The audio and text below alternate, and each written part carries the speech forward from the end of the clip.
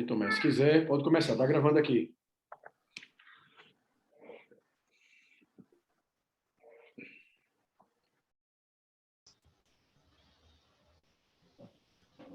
Acho que teu microfone está sem áudio, Tom.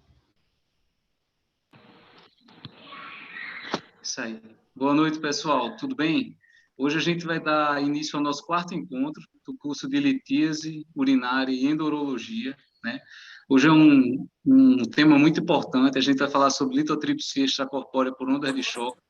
A gente vai contar com o Fábio Vilar, nosso professor da Universidade Federal de Pernambuco, como palestrante, e Dr. Guilherme Bastos Palito, que também é residente do nosso serviço de urologia.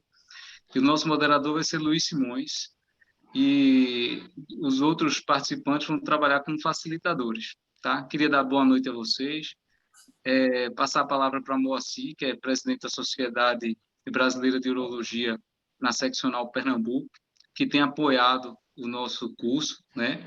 Agradecer à Pró-Reitoria de Extensão também, ao Centro de Ciências Médicas, que também tem nos ajudado com a realização desse evento. Boa noite e aproveitem, tá joia? Boa noite. Palavra agora com o Moacir. Boa noite, pessoal. Vamos dar início daqui a pouco a mais uma aula do projeto de extensão de litíase em urologia. Tá? Esse projeto é coordenado pelo Dr. Tomé, que é professor da Universidade Federal de Pernambuco, da disciplina de urologia. Queria agradecer a todos os participantes, né, todos que estão aqui presentes, especialmente a Dr. Fábio Vilar, ao Dr. Luiz Simões, também, que vai moderar o evento, e a Dr. Guilherme Paletó, que é o nosso residente, que vai apresentar o caso clínico. Então, vou passar a palavra agora para o Dr. Luiz Simões, né, que é o moderador, para darmos início ao evento. Bem, agradeço a Tomé o convite, a Moacir e a Fábio de poder estar aqui junto com vocês discutindo esse assunto. E é um assunto que, digamos assim, seria a porta de entrada de tratamento de cálculos urinários. E Fábio é uma pessoa com bastante experiência, tem um serviço, trabalha num serviço que faz leco todos os dias. E acho que ninguém melhor do que ele para falar sobre a teoria e a prática. Passo a palavra para Fábio. Bom, pessoal, seguindo aí a sequência dos agradecimentos, né? Eu queria agradecer a vocês por me convidarem a participar desse evento. Esse evento é organizado por Tomé, né? Que está lá com a gente lá na faculdade. Não é fácil, né? Fazer esse tipo de projeto. Só a gente que está lá dentro sabe o trabalho que isso dá. E o nosso único objetivo é fazer a divulgação de conhecimento na nossa área específica. Então, Tomé, você está de parabéns, Moacir também por divulgar pela Sociedade Brasileira de Urologia Seccional Pernambuco, para que todo mundo possa participar e ganhar mais conhecimento, e eu espero poder contribuir um pouco com isso. Já dando início, né, à nossa aula, que é a litotripsia extracorpórea, eu acompanhei a primeira aula, a gente vem numa sequência, né, como organizou essa sequência não é tratamento, mas abordagem do cálculo, né, de todas as formas, avaliação metabólica, e isso está numa sequência, e essa sequência agora de litotripsia a litotripsia é uma modalidade de tratamento menos agressiva. Eu sei que na sequência, nas outras aulas, vão ser abordados temas cirúrgicos, mas eu diria que a litotripsia, quando ela chegou, né, há mais ou menos 50 anos atrás, ela tinha a intenção de resolver os cálculos urinários, né? E depois com o passar do tempo, se viu que não era bem assim. Embora seja um tratamento eficaz, né, ela tem suas limitações como qualquer outro tratamento, né? Então, eu vou começar essa aula Eu vou historiar um pouco para vocês, né? Eu fiz uma busca aqui ao longo do tempo, né? Me identifiquei até um pouco com a litotripsia, né? Porque tem mais ou menos a minha faixa etária, né? Então, como é que surgiu a litotripsia? Surgiu mais ou menos ali entre 1966 e 72, estudando a tecnologia aeroespacial, certo? Alguns engenheiros começaram a verificar a ação da água no avião, né? Então, com o passar do tempo, a Dornier, que é uma companhia alemã, ela começou os seus engenheiros também começaram a ver os efeitos da litotripsia nos tecidos, tá? Isso foi caminhando e isso trouxe o interesse do primeiro-ministro alemão na época. Ele se interessou pelo assunto e estimulou os estudos da litotripsia. Com o passar do tempo, né, esses experimentos na litotripsia eles continuaram, né, até que houve a primeira fragmentação de cálculo numa banheira de água. Isso ainda numa fase muito inicial, né, muito experimental.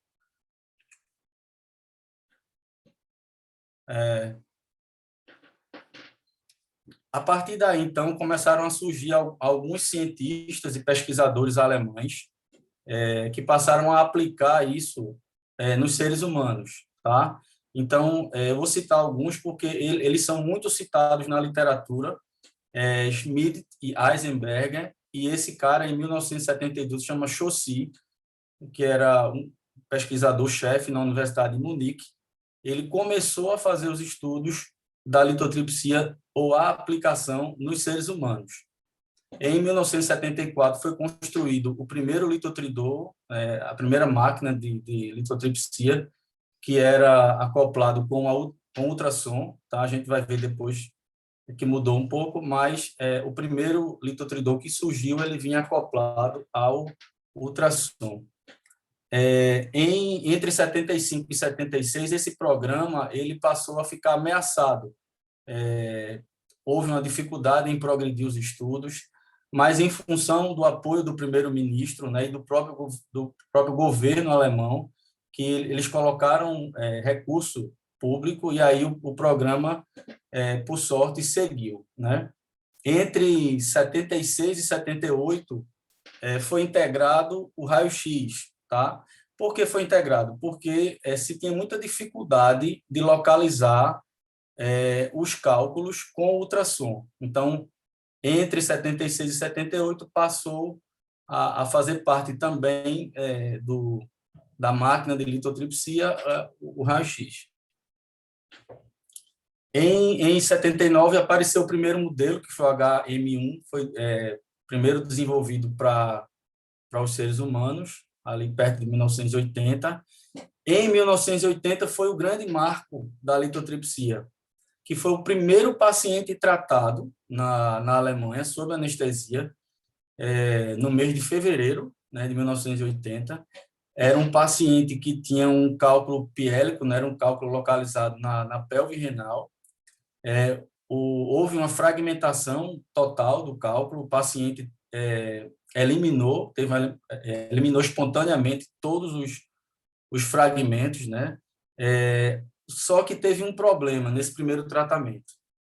Houve a indução de extrasístoles. O paciente teve extrasístoles, que depois foi corrigido, porque essas ondas começaram a ser focadas no alvo, que no caso é o cálculo, né?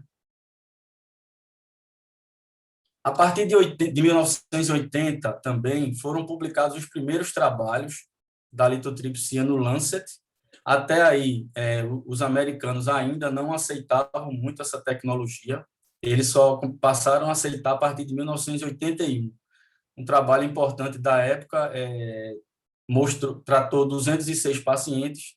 Pacientes utilizaram a anestesia peridural. E também, nessa mesma época, houve uma evolução do aparelho, o HM1 para o HM2. Em 1982, foi construído o primeiro centro de litotripsia no mundo, que também foi na Alemanha, né, que é é o centro do tratamento elétrico. Esse pesquisador, Chaussy, que eu havia falado antes, ele foi o líder, né? Isso foi construído em Munique. O segundo centro foi liderado por Heisenberger, outro alemão, na cidade de Stuttgart.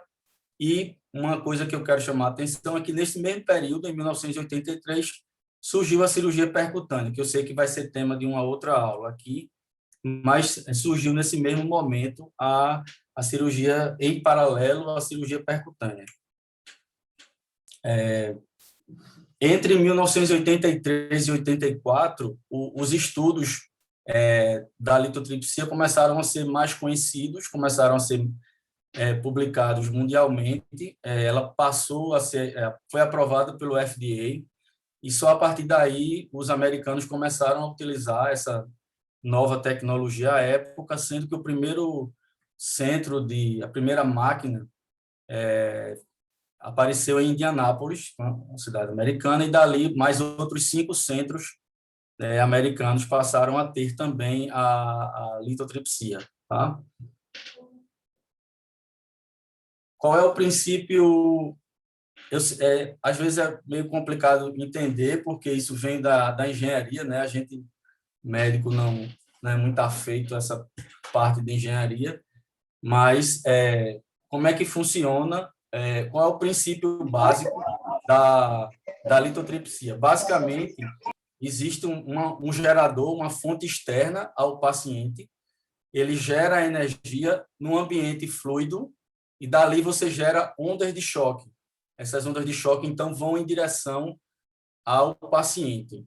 Essa onda de choque, ela vai dividindo o material à sua frente, certo? São ondas que são muito rápidas, são mais rápidas do que a velocidade do som, e à medida que elas vão caminhando, vão ficando mais fortes, certo?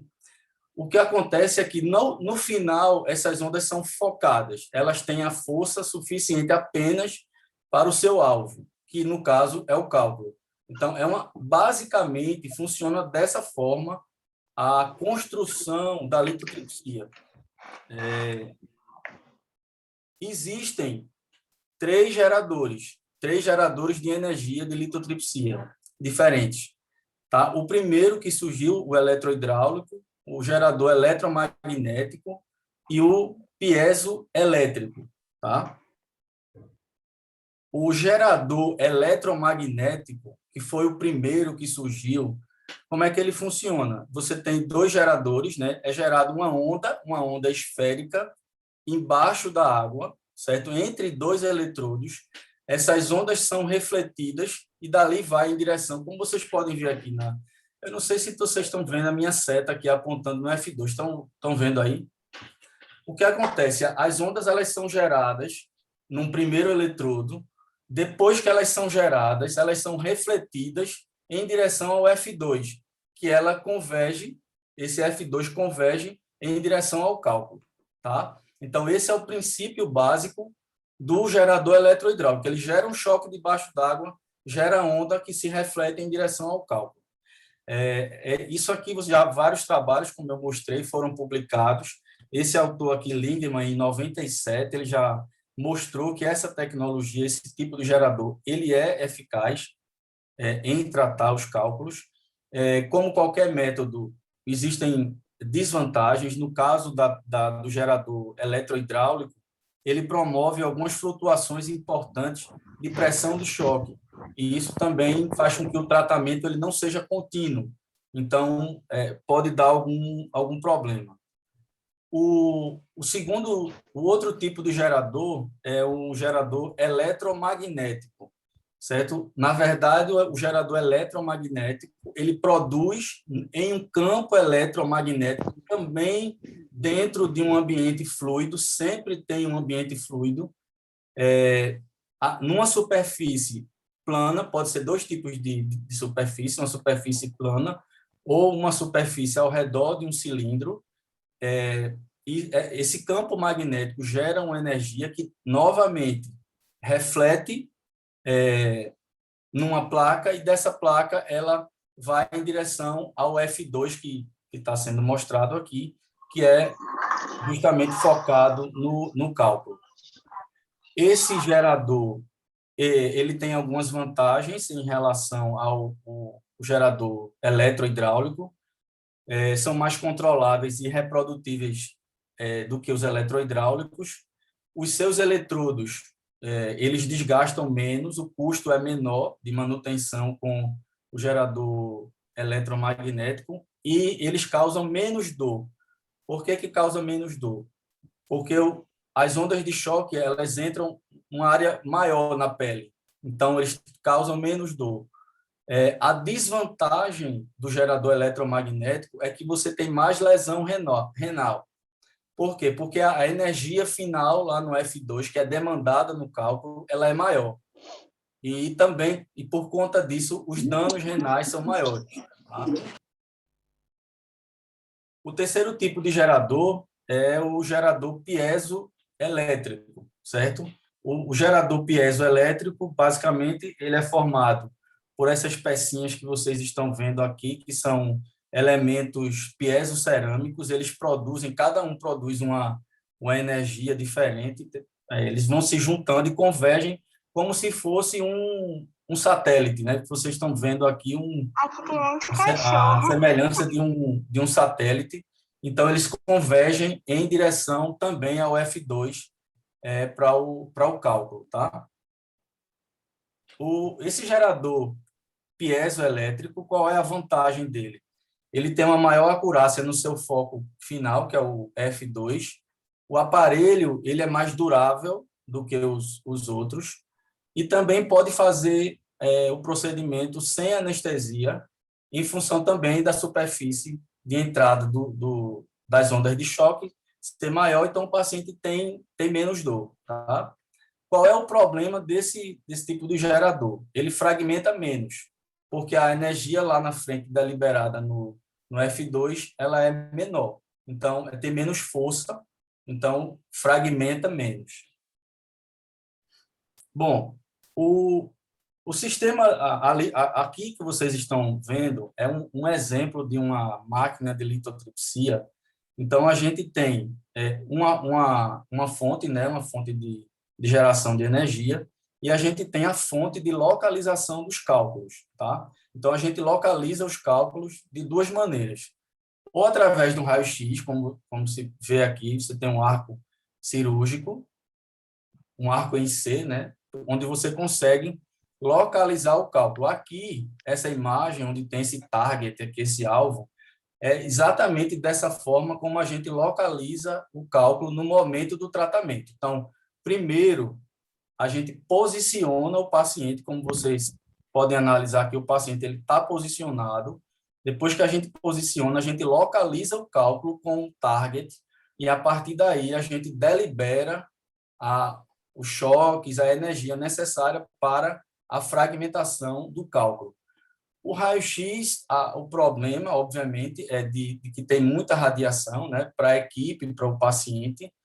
No entanto, a visualização é melhor do que o ultrassom, certo? Inclusive, a gente, os urologistas, são mais acostumados em ver no raio-x do que no próprio ultrassom, tá? O segundo tipo de localização que eu coloquei aqui, que é a ultrassonografia. Como vocês podem ver aqui, isso aqui é um probe de localização do cálculo de ultrassom. É mais barato, tá? Mas há uma dificuldade maior em a gente poder localizar os cálculos na hora do tratamento, tá? E qual seria o ideal? Obviamente, como a gente vê nessa outra imagem, o ideal é que você tivesse um aparelho que contivesse tanto o raio-x, como nós vemos aqui, você tem um arco, você tem um raio-x e tem esse probezinho aqui de ultrassom, aqui é a imagem de ultrassom projetada, né? Então, e aqui embaixo é o gerador com a sua membrana em contato com o paciente, onde sai justamente as ondas de choque para a realização da litotripsia.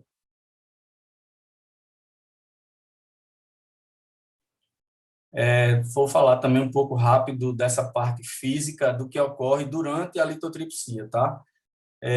A onda de choque, que ela é deliberada, ela tem duas características principais. A onda inicial, aquela que sai do gerador, ela inicialmente é curta, de 40 megapascals, medida aqui, como vocês veem, um pico inicial curto, e depois essa onda ela se propaga com amplitude mais baixa de 10 megapascals. Então, essa sai no choque e depois a amplitude ela vai diminuindo. E aqui a gente fala um pouquinho de todos os fenômenos mecânicos que ocorrem durante a litotripsia. A gente se pergunta como é que ocorre a fragmentação do cálculo. Na verdade, é a junção de vários fatores mecânicos que atuam mais ou menos ao mesmo tempo em conjunto para gerar a fragmentação do cálculo, certo? Então, você tem a fratura, né, que chama spall fracture em inglês, que são as fissuras que ocorrem da imagem, do cálculo. A compressão, o fenômeno de compressão, que chama de squeezing, a compressão ao redor do cálculo, a tensão de cisalhamento, que, na verdade, é a entrada da onda dentro do cálculo, o superfoco, que é a amplificação dessa onda dentro do cálculo, certo? E existe a cavitação. O que é a cavitação? A cavitação é a formação de bolha acústica, certo? É uma bolha acústica, uma bolha de ar que se forma. Essa bolha ela vai aumentando no interior do cálculo até que ela explode, certo? Explode numa pressão muito alta, uma temperatura muito alta, e aí, ao final, você tem uma fadiga dinâmica do cálculo, né? E aí há uma fragmentação do cálculo. Então, esses fenômenos, eles ocorrem ao mesmo tempo, e é no momento em que a onda de choque está penetrando no cálculo, tá? Bom, vamos falar um pouquinho em relação às indicações da litotripsia. Primeiro, é muito importante a gente saber que a litotripsia ela faz parte do tratamento do cálculo, certo? Está nos principais guidelines, tanto americanos, né, da AUA, como da EAU, que é o guideline europeu. Então, é muito importante a gente saber disso, né? Por que eu estou falando isso? Porque ao longo do tempo, né, infelizmente, a litotripsia ela vem perdendo um pouco de espaço em função da evolução das novas técnicas cirúrgicas que vão ser faladas mais à frente por outros colegas, mas é muito importante a gente saber que a litotripsia ela não morreu, certo? Então, ela faz parte dos principais guidelines e ela é realizada. É para todo mundo? Óbvio que não é. Ela chegou inicialmente para ser, achava-se que ia ser uma panaceia, que ela ia tratar tudo quanto era tipo de cálculo, mas isso, com o passar do tempo, se viu que não era verdade. Mas ela tem, sim, o seu espaço, desde que, quando for bem indicada. O seu resultado depende de alguns fatores, certo? Da eficácia do aparelho que você usa, obviamente, que com o passar do tempo os aparelhos foram melhorando, né? Depende de algumas características dos cálculos que a gente vai comentar aqui mais na frente e também depende do performance status do paciente. De uma forma bem geral, o que é que a gente precisa planejar esse tratamento?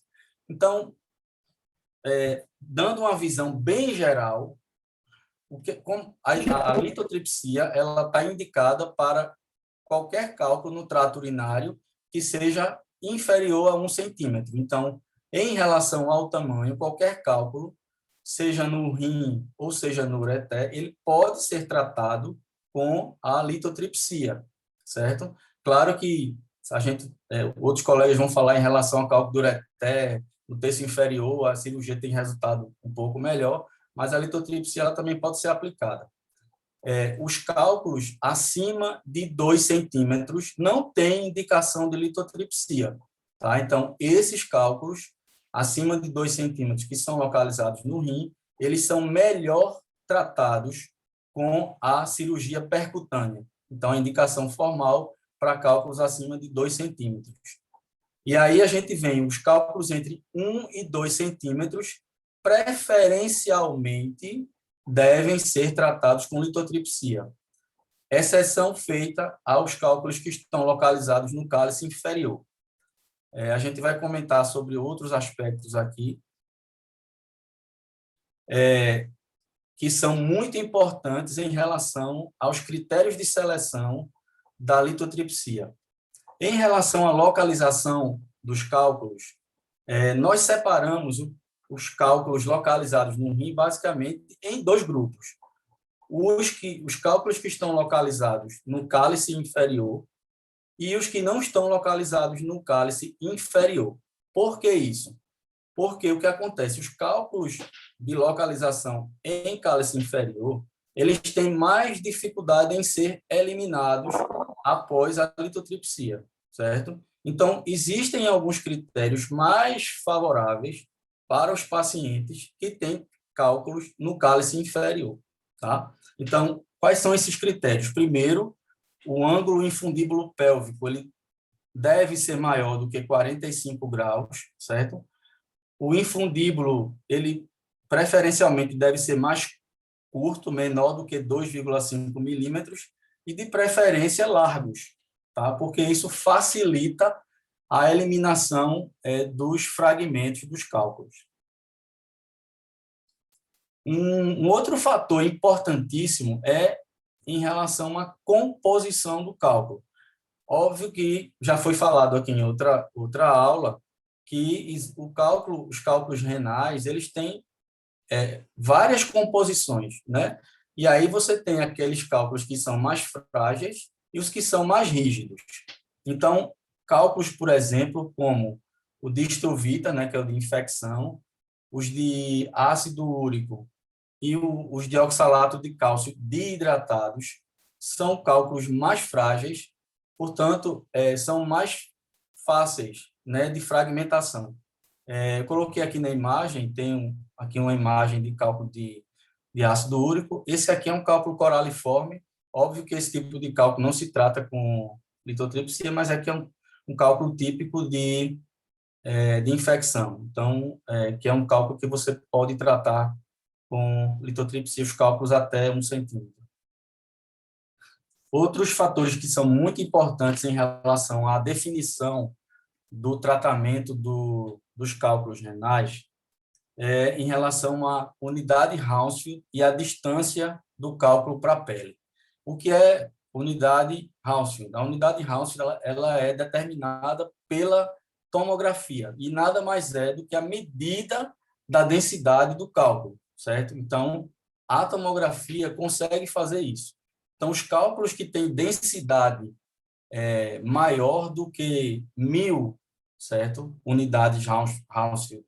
E aqueles pacientes que têm uma distância, isso também pode ser medido, entre a pele, a superfície da pele e o cálculo, se essa distância for superior a 10 centímetros, a gente tem, normalmente, piores resultados com a litotripsia. Inclusive, esse autor aqui, Patel, em 2019, ele já publicou no seu artigo e colocou que só a distância pele-cálculo como fator preditivo independente de stone free, ou seja, aqueles pacientes onde você tem uma distância pele-cálculo maior do que 10 centímetros, os resultados são realmente piores do que se você tem uma distância menor.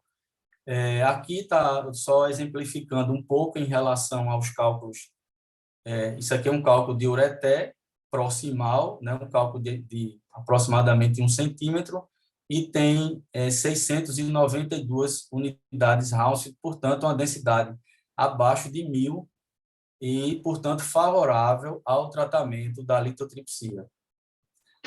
A litotripsia tem suas contraindicações e suas limitações, né? Como qualquer método tem isso.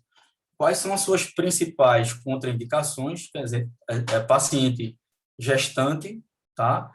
Paciente que tem infecção urinária em atividade, tá? Paciente que tem alguma desordem de coagulação ou que faz uso de anticoagulante, paciente que tem uma hipertensão descontrolada, tá? o paciente que tem algum aneurisma na área onde vai ser feito o tratamento também tem contraindicação. Qualquer dificuldade que você tenha em localizar o cálculo. Se a gente não consegue localizar o cálculo, você não pode fazer o tratamento. E isso pode acontecer, principalmente em pacientes obesos, né, classe 2, 3, e cálculos radiotransparentes, certo? Existem vários cálculos nessas situações que a gente não consegue identificar nos exames de imagem, portanto, não podem ser tratados pelo método de litotripsia. Outra situação é qualquer obstrução distal ao cálculo. Então, se você tem um paciente, por exemplo, com estenose, ou alguma obstrução, não deve fazer a litotripsia, porque o cálculo não vai conseguir ser eliminado. Existem algumas limitações, a gente recebe vários tipos de pacientes para fazer tratamento, e alguns são muito desafiadores, tá? Então, por exemplo, paciente com algumas anormalidades, como, por exemplo, o rim em ferradura, o rim de localização pélvica, pacientes que têm deformidades ósseas, como, por exemplo, a escoliose, divertículos de cálice, obstrução de Jupe, que é uma doença congênita, e as alterações do cálice inferior, que a gente já comentou no slide anterior. A litotripsia, ao longo do tempo, certo? Como eu falei, ela evoluiu, certo? Evoluiu em vários sentidos. Então, de forma que hoje existem técnicas de otimizar os resultados da litotripsia, certo? E aqui quero colocar, porque isso realmente mudou um pouco os resultados da litotripsia.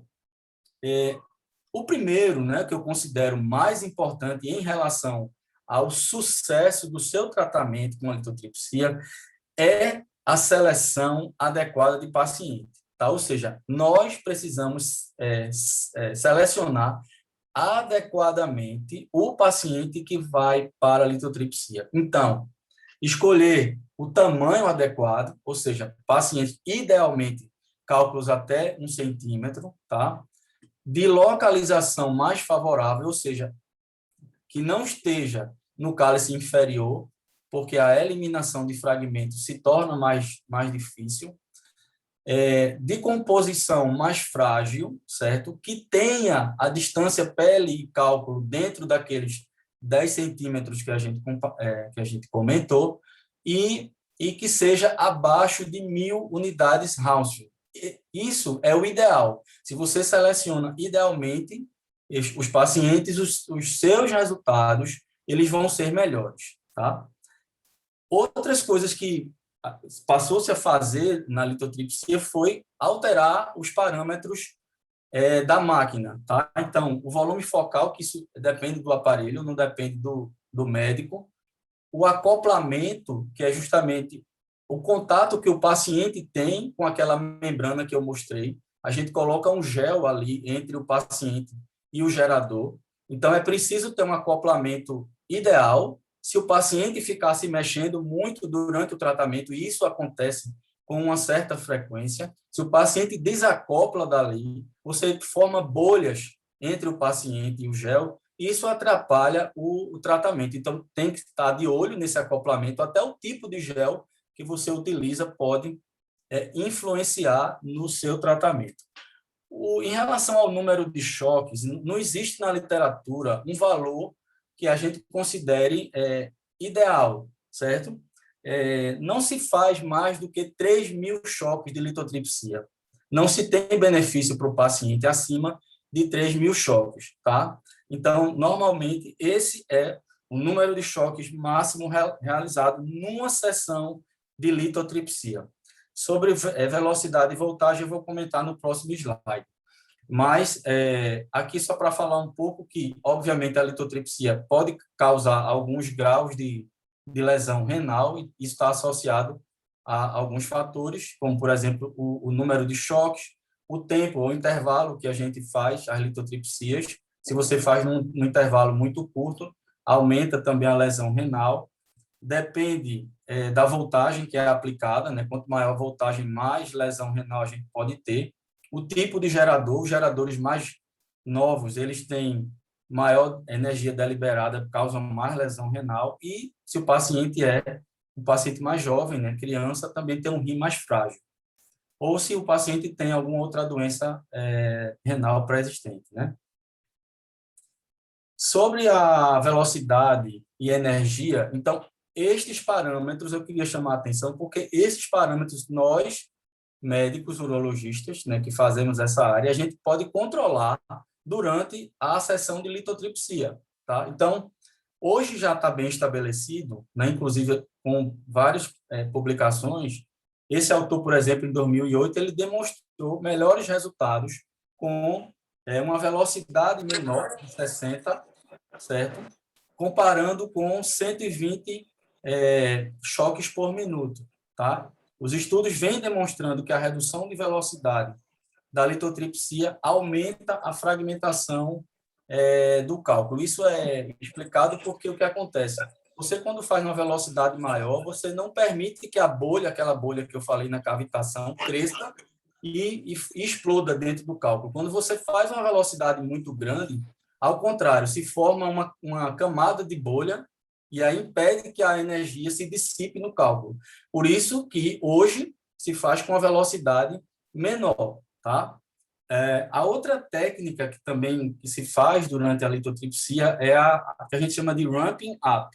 Ramping up é a técnica de aumento gradativo da energia, que é o KV demandado. Então, você não precisa começar com a energia máxima.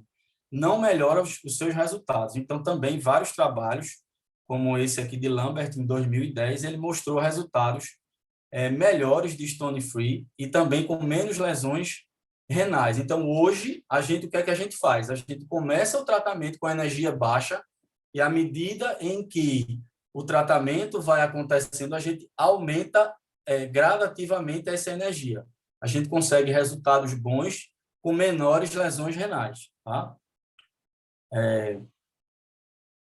Outras coisas que poderiam ser feitas no sentido de melhorar a eliminação de fragmentos após a litotripsia.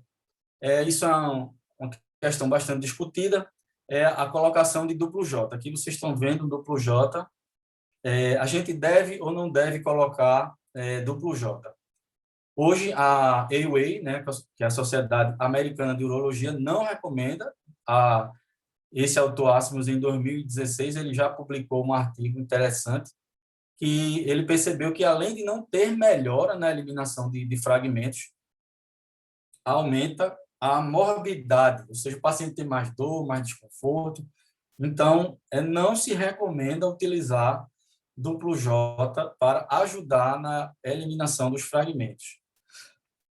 Uma outra coisa que se faz para ajudar é a utilização de alfa-bloqueadores. Como sabemos, existem vários tipos de medicações alfa-bloqueadoras, tansulosina, doxazosina, e hoje já se sabe que a utilização de alfa-bloqueador pós-litotripsia é benéfica, geralmente, e não tem um alfa-bloqueador que seja superior ao outro.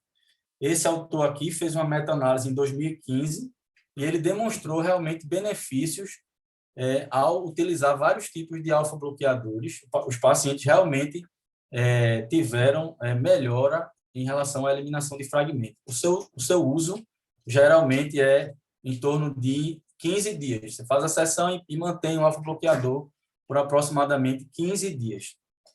Outras manobras que são realizadas na tentativa de ajudar na eliminação dos cálculos, eu coloquei interrogado aí porque isso não se utiliza, mas na literatura a gente vê. A percussão, essa percussão, ela pode ser feita manualmente, né? Não sei se vocês estão vendo uma imagem aí, um paciente numa posição de Trendelenburg e uma pessoa com um aparelho na região do tórax.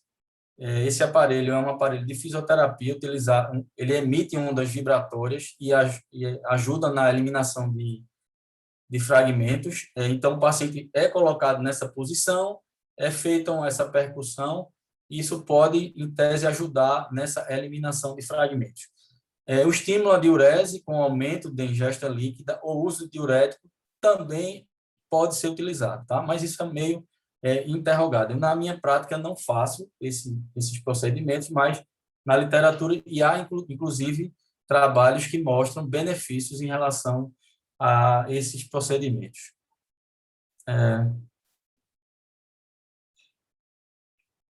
A litotripsia tem complicações, tá?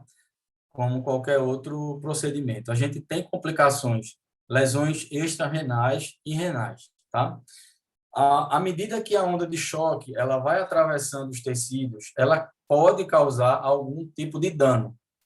É importante saber que a maioria desses danos causados pelas ondas de choque, eles são clinicamente insignificantes e são autolimitados e não preocupam, tá? Então, o índice de complicação é pequeno. Porém, quando a gente vai, obviamente, vendo na prática médica e na literatura, a gente encontra complicações, né? E algumas até graves, né? Por exemplo, lesões no fígado, com formação de hematoma, lesão na musculatura esquelética, algumas lesões de colo, como, por exemplo, perfuração de cólon, pancreatite, abscesso de parede, aí tem outras, pneumotórax, lesões de vasos importantes, né, com perfuração do vaso.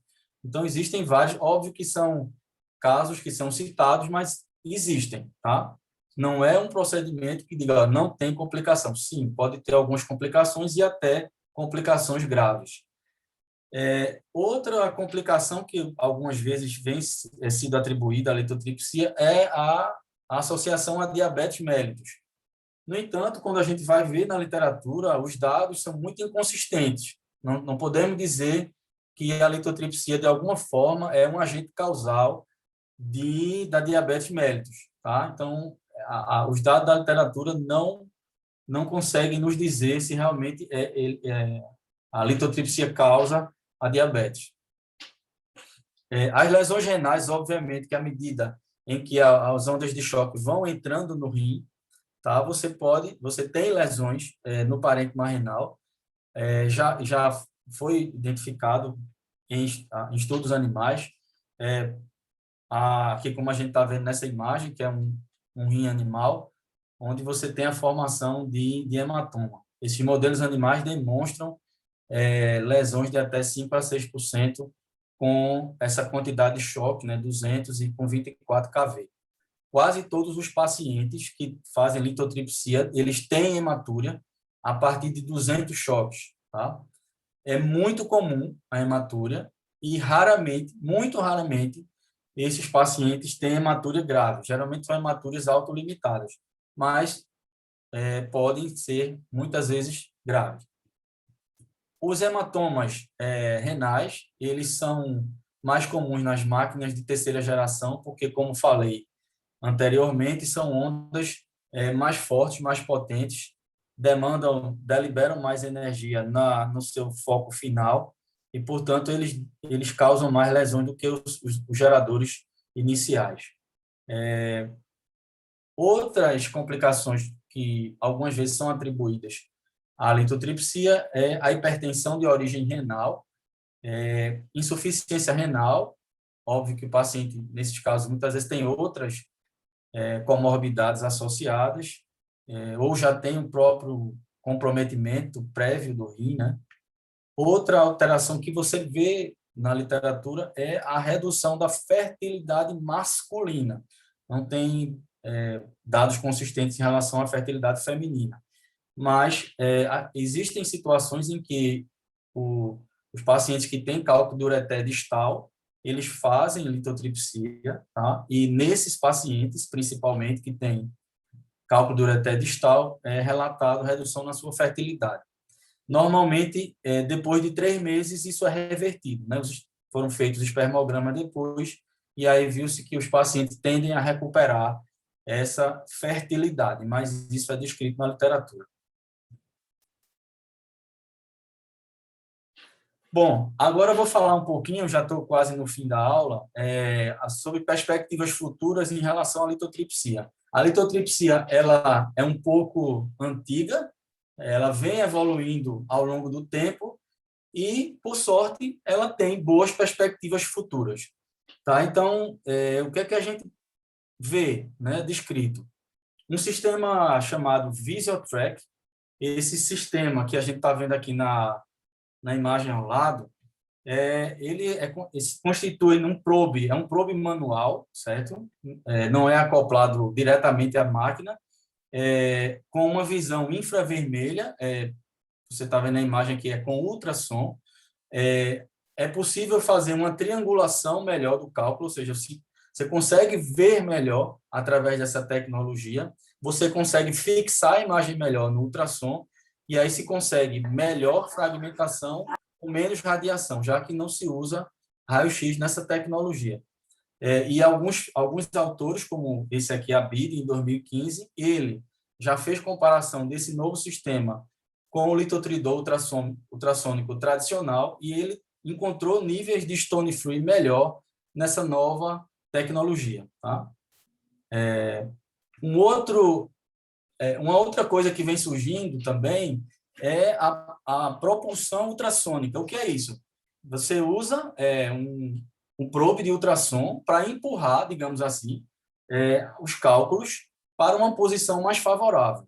Como é um exemplo disso? O paciente tem um cálculo, por exemplo, localizado no cálice inferior e ele pode ser jogado, digamos assim, através dessas ondas de ultrassom para uma posição, por exemplo, na pelve ou no cálice médio ou superior. Ou então os pacientes que fizeram a litotripsia e não estão conseguindo eliminar os fragmentos.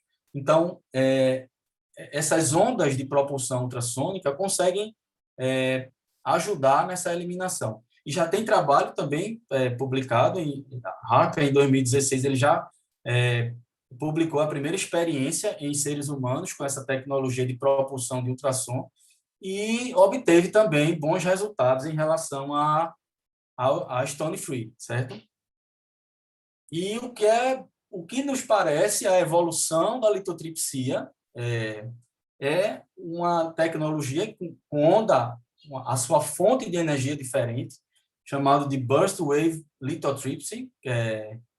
Esses são novos litotridores que usam, na verdade, não usam a energia anterior, eles usam pulsos de ultrassom curtos, certo? Focais, tá? Então, aqui ao lado, são imagens desse novo aparelho. Ele está sendo estudado in vitro, né? E com excelentes resultados, né?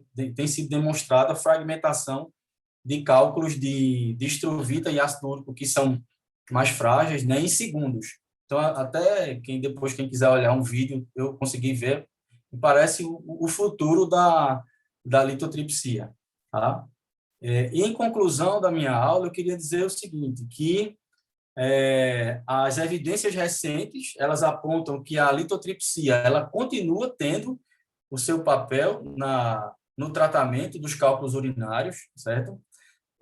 Hoje, ela é incluída, né, como opção terapêutica nos principais guidelines, né, americanos e europeus.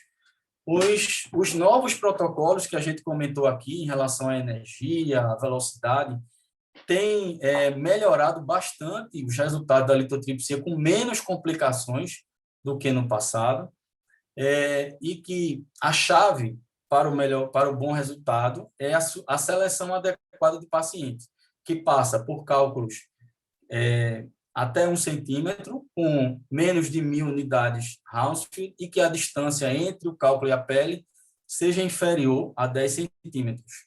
Ao fim, os pacientes bem informados, e nós temos a obrigação disso, pacientes bem informados terão uma tendência a escolher opções menos invasivas, e a nossa missão sempre e sempre vai ser informar o state of the art da medicina, certo? O que há de melhor para o paciente.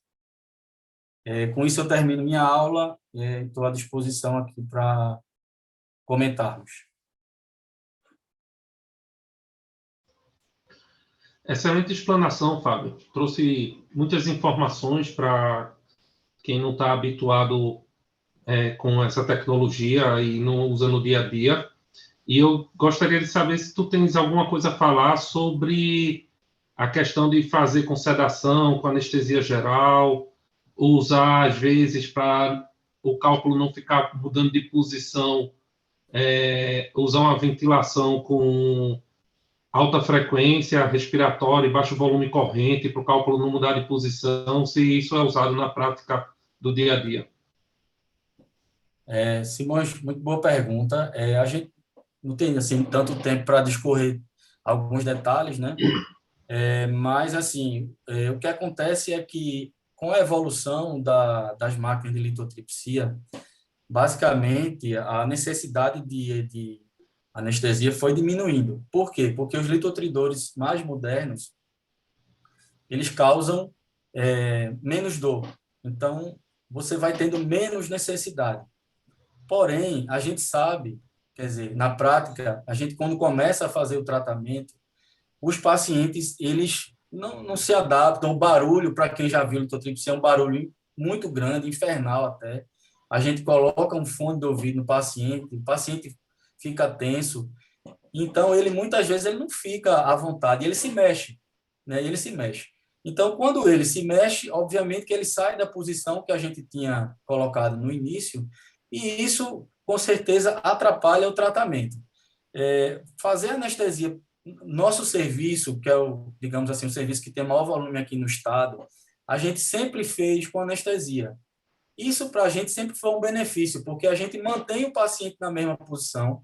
A sedação que se faz é uma sedação simples, uma sedação que se faz para endoscopia e tudo mais, para o paciente tirar o estresse e ficar paradinho, certo? Então, a gente faz. Mas hoje a gente tem muita dificuldade em fazer, os planos de saúde até liberam, mas o SUS ele, tem dificuldade em, digamos assim, liberar a anestesia para que a gente possa fazer o tratamento. Mas, respondendo sua pergunta, o ideal era que a gente pudesse sempre fazer com anestesia. Porque eu estou vendo que tem outras perguntas aí no chat. Não sei se tu estás conseguindo ver, Fábio. Ou não? Eu posso passar. Perguntaram, Isso aí, vai lá, Simões. perguntaram sobre um paciente com cálculo de 1,8 centímetros com 650 unidades Hausdorff em pelve renal. Se tentaria logo percutânea ou se indicaria um aleco inicialmente para esse paciente. E falaram que o paciente é não obeso, sem anormalidades anatômicas. Ok, veja, Simões, esse caso aí, veja, a percutânea, ela está indicada para pacientes que têm cálculo maior do que 2 centímetros, certo? Isso aí foi estudado porque os pacientes que têm cálculos acima disso, o seu índice de stone free é muito baixo. Então, não é recomendado acima de 2, tá? Agora, entre 1 e 2 é aquela zona cinzenta, certo? Que você pode fazer a litotripsia, certo? Mas depende de alguns fatores que eu comentei na aula. Pelo que você está dizendo, esse caso aí é um paciente que tem um cálculo abaixo de 2, está numa posição favorável, que é na pelve, tem uma distância pele-cálculo, não falou a distância, mas eu imagino que seja abaixo de 10 centímetros e a unidade Hausdorff está abaixo de 1.000. Então, este caso pode sim ser tratado com a litotripsia extracorpórea. Ok, acho que as perguntas que tinham eram essas. Queres fazer mais algum comentário, Tomé? Trazer mais alguma coisa? Moacir? Fábio, queria agradecer, viu? Sua aula foi excelente. Eu acho que foi uma aula que passou desde os princípios históricos até os princípios físicos, né, e do método de tratamento, mostrasse como funcionam os tipos de gerador de energia. Então, para os residentes, os alunos que talvez estejam tendo o primeiro contato de uma aula tão completa sobre LECO, né? A gente fica até triste porque às vezes a gente tem que passar muito rápido quando a gente fala sobre LECO. E como você mostrou nas perspectivas futuras, apesar a gente sabe quanto a LECO perdeu espaço com o desenvolvimento da endurologia, Mas se a gente pensa em perspectivas futuras, a gente enxerga a Lego como um excelente método, né? Um método que você não precisa inserir nenhum aparelho dentro de uma pessoa e apenas com energia focal aplicada fora do corpo, você conseguir fragmentar os cálculos, é uma coisa brilhante, né? Então, a gente realmente fica com muita pena, porque a gente vê que nos últimos 20 anos, pouco se desenvolveu a Leco, né? A Leco deu uma parada e agora está retomando com novas máquinas potentes. E a gente acha que isso aqui é a ser no futuro. A ser no futuro para que a Leco ocupe mais espaço que atualmente ocupa. Parabéns pela aula. Um comentário sobre a anestesia, né? Tem uns trabalhos bem engraçados que eles medem a qualidade da Leco com a quantidade de sedação, ou seja, quanto mais sedado o paciente tiver, mais tranquilinho tiver, quanto menos ele se mexer, né, melhor o resultado. E eu acho que é uma grande vantagem que a gente tem quando consegue aplicar. Eu fazia leco lá na minha residência e quem aplicava a dolatina era a gente ficava morrendo de medo do paciente fazer uma depressão respiratória, não tinha anestesista, sabe? Era paciente com oxímetro de pulso, a gente fazia uma dolantina, às vezes fazia lá um Lexotan sublingual que tinha lá na residência e torcia para o paciente não chumbar, porque senão era o urologista cuidando de insuficiência respiratória, né? Não era um anestesista. Acho que a gente ter um anestesista para fazer a LECA é um critério de qualidade, né? Parabéns, bicho. Eu acho que você é a maior experiência que a gente tem aqui de litotripsia extracorpórea. Acho que a aula foi muito boa e tá de parabéns. Valeu mesmo. Obrigado, Tomé. Só queria acrescentar, Tomé, o que você falou aí em relação à litotripsia, aquela história, né? Começou como um boom, depois caiu e tá tentando. É aquela história, né? Ela foi enterrada, ela tá com a mãozinha assim, debaixo da terra, tentando voltar, né? Mas, assim, o que acontece? Eu fui ver na literatura, curiosamente, né? De 83 para cá, a percutânea surgiu e aí, depois veio a tecnologia da ureteroscopia flexível, que aí deu... E também os novos aparelhos de percutânea, né? Os nefroscópios mais finos, a mini-perc, essas coisas todas. E aí você teve um boom de produção científica em relação a essa nova tecnologia. E, curiosamente, a gente poderia imaginar que não tinha mais trabalho sobre litotripsia. E isso não aconteceu. A quantidade de produção científica da litotripsia ao longo dos anos, ela permaneceu estável. O que mudou foi o foco, entendeu? E no início, os trabalhos, elas queriam mostrar que a LECO deveria ser feita. Depois que deveria ser feita para todo mundo. Só que, do surgimento da tecnologia de cirurgia para cá, desse avanço, né, o foco foi diferente. O foco foi, a LECO não morreu, a LECO tem seu espaço, mas aonde a gente vai utilizar a LECO, certo? Então, todos os trabalhos recentes têm focado nisso, mas a produção científica, ela não reduziu. Tem muita produção ainda sobre litotripsia.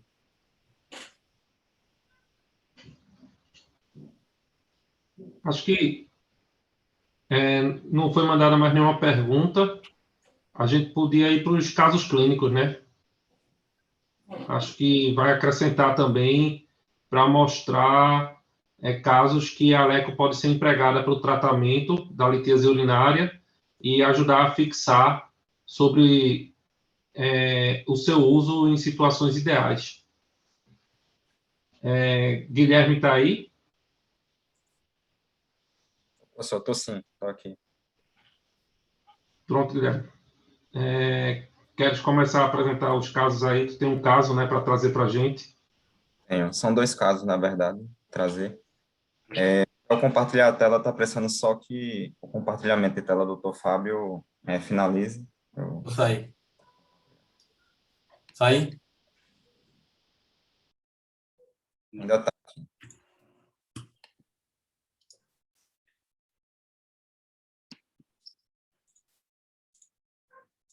Acho que agora eu saí, não? Não, eu vou tirar aqui. Acredito, professor, tem que ir no Zoom, aí no programa, aí deve ter uma opção para... Tirei aqui, tirei.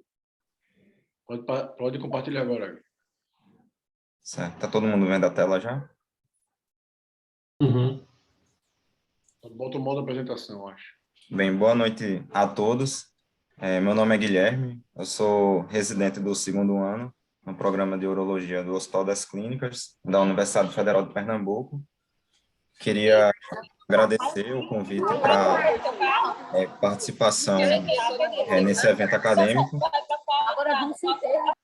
e também parabenizar o Dr. Fábio pela aula que acabou de ser dada, bem completa, a aula realmente excelente. Então, começando aqui com um caso clínico, o primeiro caso é sobre a paciente do sexo feminino, MLS, de 28 anos. É uma paciente que chegou com a dor lombar à esquerda de forma recorrente nos últimos 3 anos. Na história clínica, ela tinha um episódio de hematúria isolada e negava sintomas de infecção urinária. Nos antecedentes pessoais patológicos, a paciente que tinha síndrome dos ovários policísticos e amenorreia devido ao uso contínuo de anticoncepcionais. No exame físico, uma paciente em bom estado geral, afebril, sem dor no exame físico abdominal e pressão estável, normal, 110 por 70 milímetros de mercúrio, uma frequência cardíaca normal, normocárdica, 72 batimentos por minuto, pesando 52 quilos, com altura de 1,62, um IMC de 19,8. É uma paciente magrinha. De exames complementares, tem esse hemograma, um hematócrito de 44,5, com hemoglobina de 14,8, com leuco de 4.500, sem desvio, com a plaqueta de 182.000, a creatinina de 0,8, função renal normal, o sumário de urina com pH de 5,4, mostrando leucócitos 1 cruz em 4, hemácias 1 cruz em 4, com nitrito positivo. E com a urocultura, mostrando crescimento de Escherichia coli, uma urocultura positiva, com mais de 100.000 unidades formadoras de colônia e multissensível. Ela realizou essa tomografia, a tomografia que está aqui representada, deixa eu só ter aqui o quadro da frente. Então, a tomografia mostrava um cálculo localizado na pelve renal. Era um cálculo que nos seus diâmetros media 1,2 por 1 centímetro, tinha 100 unidades Hounsfield, e com a distância pelicálculo entre 8,5 e 9 centímetros. E aí, mediante esses achados que a paciente apresenta, a gente sabe que, de acordo com o guideline europeu, a gente teria algumas possibilidades para tratamento desse cálculo, desde procedimentos endoscópicos retrógrados, como a própria litotripsia extracorpórea e a percutânea.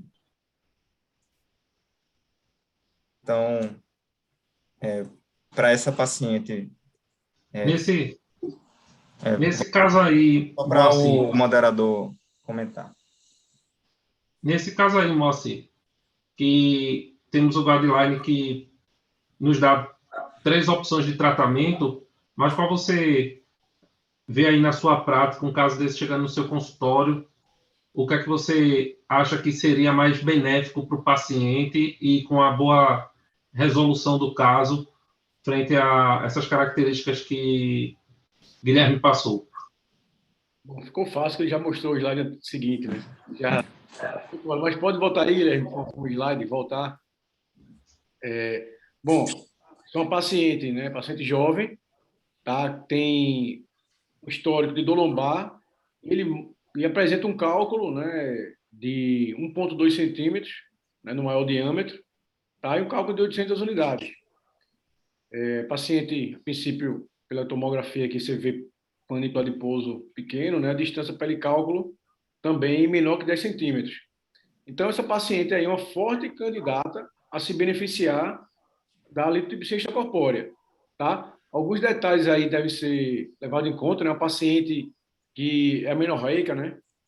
Talvez se descartar essa paciente, a gente não tem esse parâmetro de atraso menstrual dela, tá? E acho que importante é que ela tem uma urocultura positiva, tá? Acho que essas pacientes não devem ser tratados, nenhum procedimento urológico com uma urocultura positiva ou até mesmo a bacteriana sintomática. tá? Mas isso aqui é um caso clássico que o paciente se beneficiaria, né, fortemente da litotripsia extracorpórea. Uma percutânea, eu acho que é uma cirurgia, né, a nefrolitotripsia percutânea é uma cirurgia, talvez muita cirurgia para ela, tá? Você fazer um cálculo de 1,2, né, com essas características apresentadas aí por Guilherme, então eu não faria percutânea. A flexível, a ureterorenolitotripsia ureterorenal flexível retrógrada é uma opção, certo? É uma opção, tá? Mas eu acho que isso aí é um excelente caso para uma LECO, uma litotripsia extracorpórea. A gente sabe, a LECO é o que tem a menor invasibilidade, menos invasivo, tá? Talvez resultados um pouco inferiores. Tá? A percutânea tem um melhor resultado de stone free, mas com um risco maior de complicações. Tá? A ureterorreno retrógrada flexível, tá? É o meio termo dos dois. Tá? Resultados intermediários e índice de complicações também intermediários. Tá? Mas essa paciente aqui, tá? Eu daria uma chance, né, com grande, né, possibilidade de resolutibilidade com a litotripsia extracorpórea. Tratando, obviamente, a infecção urinária, né, essa urocultura positiva, antes de realizar o procedimento. Fábio, um caso desse aí, como a se falou, tratar essa infecção urinária, repetir sumário de urina e urocultura posteriormente e esperar vir negativo para só, então, proceder com a LECO, ou daria para começar antibiótico para ela um dia antes e fazer a LECO no próximo dia, ou fazer antibiótico profilaxia antes do procedimento? Como tu conduziria esse caso dessa infecção urinária dela? Então, acho que o Moacir fez todas as considerações importantes em relação a esse caso. Acho que caso clássico de litotripsia. A gente sabe, né, a gente convive com esse tipo de paciente, e dificilmente um cálculo desse tamanho, a urina ela fica limpa, né? Sempre tem alguma bactéria. Chama atenção, né, a quantidade de colônia, não é uma quantidade de colônia tão grande. É óbvio que se a paciente tiver qualquer sintoma de infecção urinária, ela não pode ser submetida ao tratamento enquanto tiver com os sintomas. Mas, assim, se ela tiver uma urocultura positiva, com baixa quantidade de colônia, como tem aí, e ela é uma paciente que não tem sintoma sugestivo de infecção, a gente trata, eu faço um antibiótico, independente da paciente ter essa colônia, essa quantidade de colônias, a gente faz antibiótico, né? Todos os pacientes fazem antibiótico profilaxia, iniciando no dia anterior do tratamento, a gente faz 3 dias, normalmente a gente usa uma quinolona, ou ciprofloxacina ou levofloxacina, a gente começa no dia anterior, faz no dia do tratamento e no dia seguinte. Então, nesse caso aí, essa paciente, se ela não tivesse sintoma de infecção urinária, eu faria só o antibiótico profilaxia de rotina que a gente já faz. Outra coisa que chamaria atenção é como se trata de um cálculo maior do que 1 centímetro, né, 1,2. A gente viu aí que a utilização de alfa-bloqueador, essa paciente tem maior chance de impactação de fragmento no ureter. Acredito que se a gente fizer também um alfa-bloqueador por 2 semanas, pode ajudar ela a eliminar os fragmentos. Ok. Guilherme, prossegue aí de que lado a paciente foi? Então, terminei mostrando aqui antes da discussão, né, dando o bisu aí do que foi feito, mas foi optado para essa paciente fazer a LECO mesmo, foi feito com sedação e analgesia, foi optado por 3.500 de pulsos, com a potência de 5.000 kV por pulso. Localizado para o cálculo, foi bem focalizado, e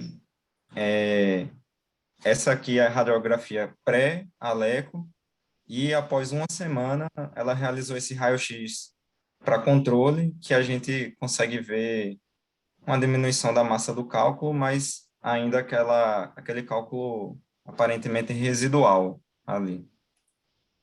Então, nesse cenário em que ainda existe um cálculo aparentemente residual, após uma semana da LECO, a gente faria alguma coisa? Abrir aí novamente o espaço para moderação.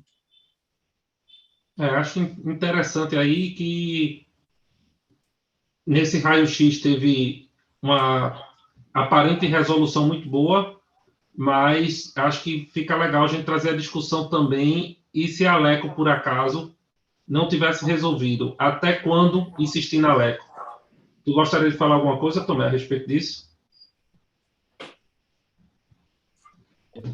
Uma coisa aqui que chama atenção é que, nesse caso aqui, a LECO foi feita de uma forma, o raio-x de controle foi feito de uma forma muito precoce, né?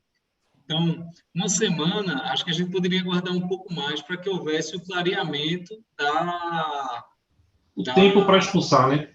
dos fragmentos, né? Acho que 3, 4 semanas seria o ideal para a gente repetir a imagem, mas quanto ao intervalo entre uma LECO e outra, e ao limite de LECOs, a gente tem muita segurança em até repetir uma LECO 24 horas depois, né? Na época pré-ureteroscopia, que se fazia cálculo para tratar, LECO para tratar cálculo de ureter obstrutivo, o pessoal fazia protocolos de repetir com 24 horas. Então, principalmente no ureter, é mais seguro. No rim, a gente poderia repetir. Eu acho que não tem limites para a gente repetir as sessões de litotripsia. A gente pode fazer quantas a gente julgar que seja benéfico para o paciente. É um procedimento seguro, né? E que ele pode ser repetido sem nenhum problema, desde que o paciente seja acompanhado. Tem os riscos de hematoma, de acordo com o que o Fábio mostrou nos princípios físicos da aplicação, existe um protocolo para que a gente evite os hematomas e as complicações, ou seja, a gente não precisa fazer sessões com muitos pulsos, tá? A gente pode fazer o pulso escalonado, né? A energia escalonada, começando com a energia mais baixa até a energia mais alta, né? Mas não existe limite para repetir. Você pode repetir de acordo com a disponibilidade que você tem do tratamento, da opção do paciente e do que a gente pode oferecer. Então, muitas vezes, você está um paciente do interior e você tem uma máquina de LECO num centro no interior e ele não tem acesso à ureteroscopia, você pode repetir 3, 4 vezes se forem necessários, desde que o paciente se mantenha estável, sem nenhuma complicação, e que não necessite de uma desobstrução ou que evolua com uma complicação.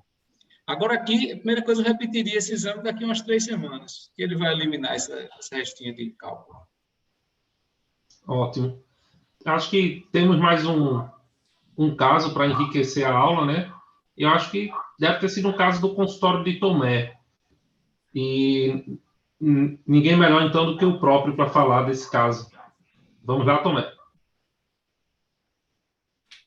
Guilherme, quer apresentar aí ou quer que eu apresente? Posso apresentar. Aqui é o segundo caso.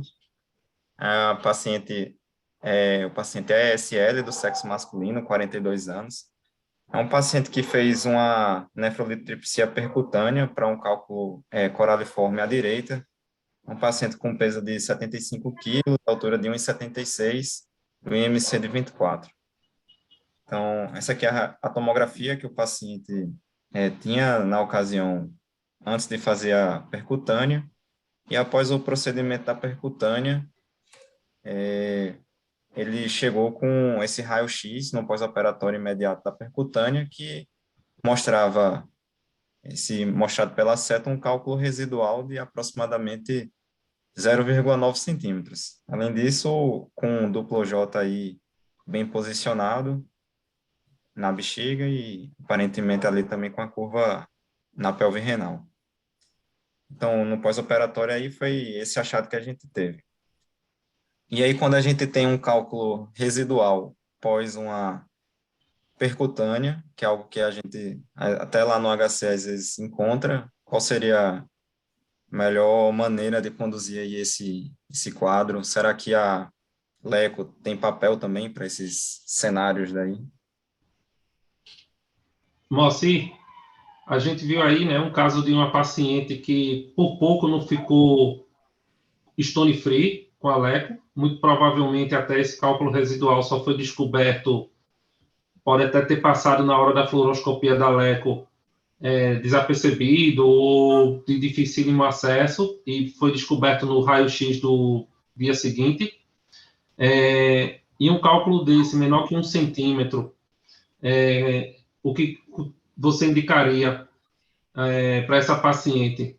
Fazer LECO, reabordar com a flexível, se for fazer LECO, deixa o duplo J, não deixa o duplo J, ou como é que você costuma conduzir esses casos?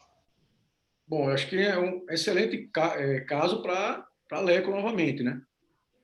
Como o caso anterior, cálculo pequeno, 0,9, tá? Residual, acho que a densidade de 600, né, Guilherme? 600 e poucas unidades. Aqui na tomografia não tem um dado da unidade. Tá, mas é um cálculo que o paciente já passou por uma cirurgia, uma percutânea, uma cirurgia um pouco mais mórbida, tá? Mas teve um bom resultado, né? Você vê que sobrou um cálculo de 0,9 centímetros. Eu indicaria, né, dava uma chance para ela, por ser um procedimento menos invasivo, por ser um cálculo pequeno, tentaria abordagem via lidotripsia extracorpórea.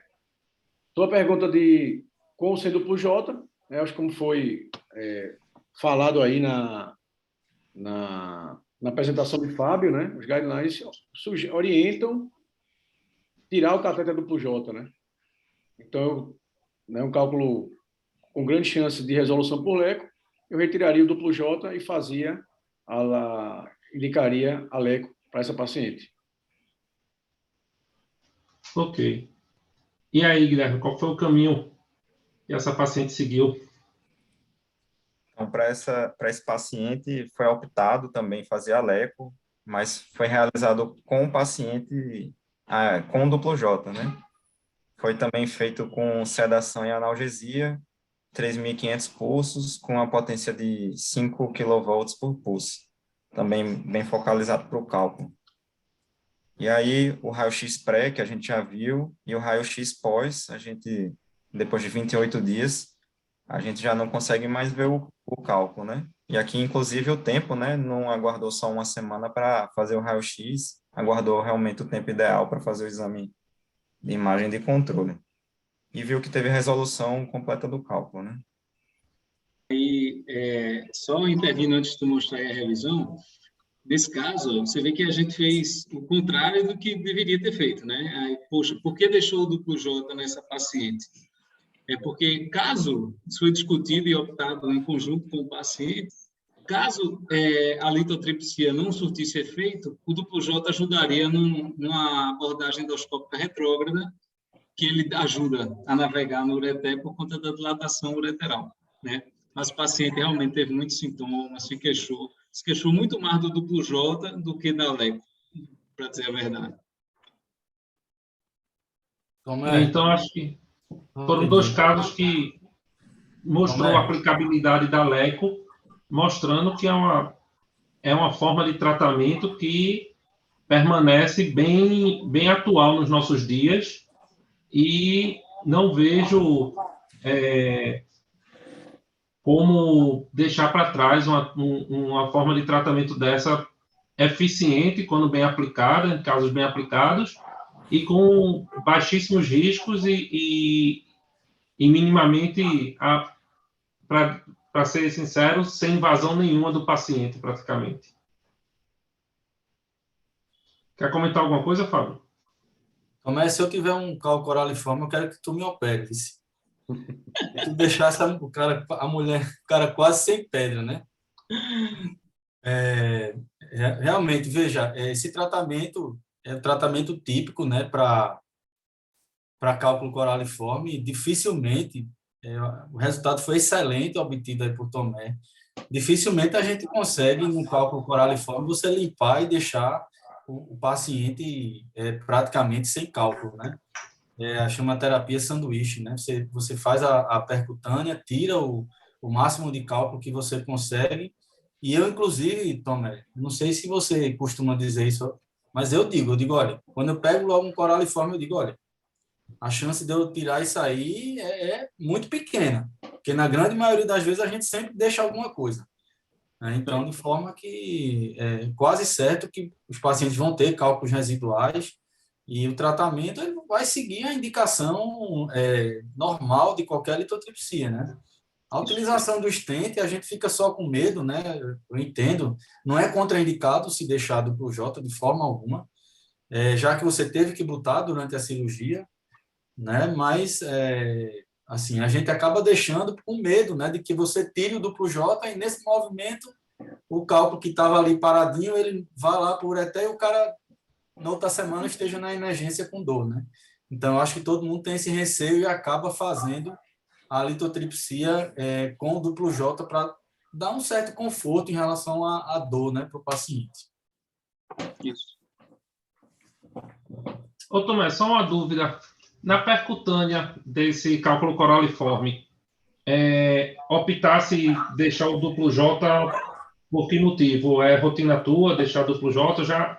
Ou a gente discute isso quando for falar de percutânea? Não, a gente fala agora. Geralmente eu gosto de deixar duplo J com cálculo epiélico e a pelve renal está demasiado obstruída, sabe? Então, quando a pelve renal está livre, raramente eu deixo o duplo J. Eu gosto de deixar com drenagem nos pacientes que têm cálculo renal, cálculo piélico na JUP, mais obstruído. Não tem nenhuma, a evidência é zero mesmo, é só porque eu me sinto mais seguro de colocar, sabe? Nesses casos. Aí, nesse caso aí, ele tinha um cálculo de cálice médio, né? Com a pelve renal toda ocupada e 2 cálculos de cálice médio. E a impressão que tinha era que tinha ficado stone free mesmo no final da cirurgia e no pós-operatório a surpresa que tinha lá uma pedrinha ainda, né? Mas no final deu tudo certo. É. Acho que tens aí uma revisão sistemática para trazer para a gente, né, também. Tenho, então sim. Justamente falando sobre abordar com a LECO o paciente estando com o duplo J ou sem o duplo J. Porque ainda é tema de discussão, tem profissionais que defendem fazer com o uso do stent, dizendo que vai ter uma migração melhor dos cálculos, outros dizem que pode atrapalhar, o próprio guideline recomenda que seja feito sem. E aí um dos trabalhos principais citados nos guidelines de maiores referência, o americano tanto o europeu, foi essa meta-análise, aí publicada em 2011 no Jornal de Urologia, em que ele seleciona 8 ensaios clínicos. Quando ele junta o total de pacientes desses ensaios clínicos, a gente tem um total de 876 pacientes, onde 453 foram aqueles que fizeram a LECO com stent e 423 que fizeram a LECO sem stent. E aí, os objetivos eram avaliar se, após a LECO, quem era melhor na resposta quanto a stone free, se tinha efeito de rua de cálculos, se o paciente tinha o LUTS, que é o Low Urinary Tract Symptoms, são sintomas do trato urinário baixo. E o quarto ponto seria avaliar morbidade, análise hematúria, febre, ITU, dor, analgesia, tratamento adicional, náuseas e vômitos. Então, quanto à comparação com Stone Free, a gente vê que não tem diferença estatisticamente significante. Aqui do lado, na árvore de Forrest, são os resultados dos trabalhos. No diamante menor, são a compilação do resultado justamente da meta-análise. Que a gente vê que, quanto ao Stone Free, parece favorecer um pouco quem está com catéter, mas é estatisticamente não significante. Então, não tem diferença estatística significativa entre quem está com catéter e quem não está com catéter duplo J. Outro ponto analisado foi quanto à incidência da rua de cálculos. Também não teve significância estatística, foi um P de 0,34. A gente sabe que para ter a significância estatística precisa de um P menor do que 0,05. Outro dado avaliado foi a incidência de LUTS. Aqui, sim, teve uma significância estatística em que os pacientes que não tinham o catéter duplo J apresentavam menos LUTS no pós-procedimento. A gente consegue ver isso, inclusive, na análise do gráfico de Force, em que favorece aqueles pacientes que estavam sem o catéter duplo J.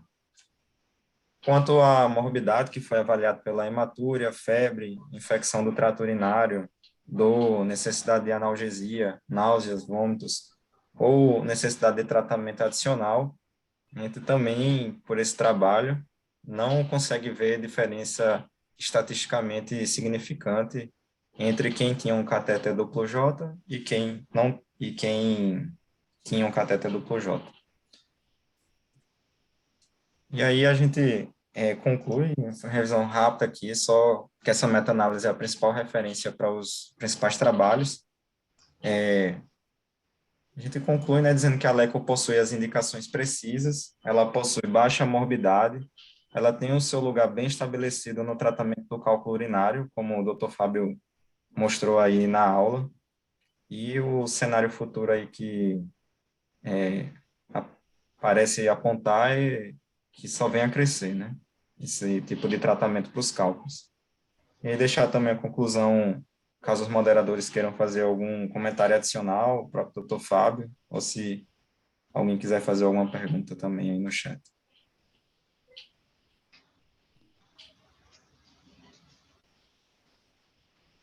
Acho que ficou a mensagem, né, de que todo tratamento você tem que pensar no minimamente invasivo para o mais invasivo. A LECO, como eu falei no começo, é a porta de entrada de tratamento de cálculo urinário, foi a primeira tecnologia desenvolvida. Ao longo do tempo, ela foi se lapidando para saber em quais pacientes ela teria melhor aplicabilidade. Foi demonstrado aí os casos de melhor aplicabilidade da LECO, e ela se associa a outras terapias quando necessário também em caso de cálculos residuais. E aí, então, justamente é levar informação, ter em mente para quem indica a LECO. Quando bem indicada, os resultados têm se mostrado excelentes e o uso do catéter, ao contrário do que se pensava de que tenderia a drenar melhor os cálculos, quando foi para a medicina baseada em evidências, não houve embasamento para isso. Queres comentar alguma coisa, Moacir? Bom, acho que é isso mesmo. Queria agradecer e parabenizar o Fábio pela aula, tá? Excelente aula, aula bem didática, mostrando como desde o histórico da LECO até as indicações precisas do tratamento. Tá? Agradecer Simões também por moderar esse módulo da aula e a Guilherme por apresentar pela apresentação dos casos, os casos clínicos, tá? Que sempre são importantes para poder aplicar uma prática à aula teórica que foi dada, tá? E também a todos que participaram aqui, ficaram até o final, tá? E se alguém tiver mais alguma pergunta, fique à vontade para fazer.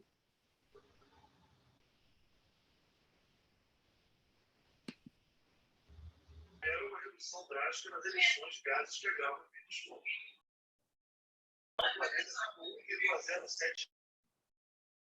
Acho que não tem nenhuma pergunta mais, né? Tomé?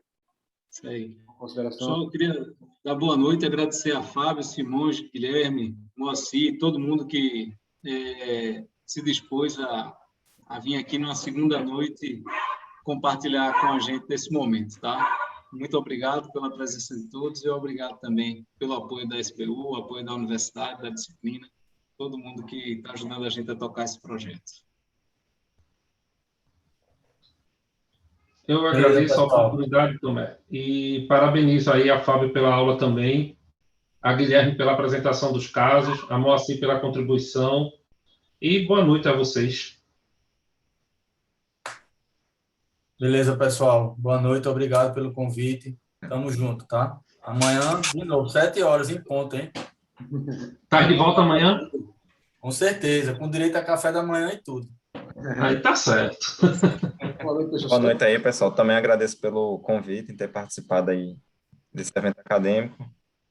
Quando precisar, estamos aí à disposição. Só lembrando aqui que a próxima aula é dia 13 de setembro, energia de fragmentação intracorpórea. Será aula ministrada por Dr. Seráfico Júnior. Certo? Então, Ok. oi? Então, ok. Ok. Então, Beleza. pessoal, boa noite a todos. Boa Boa noite. noite. Boa noite, valeu.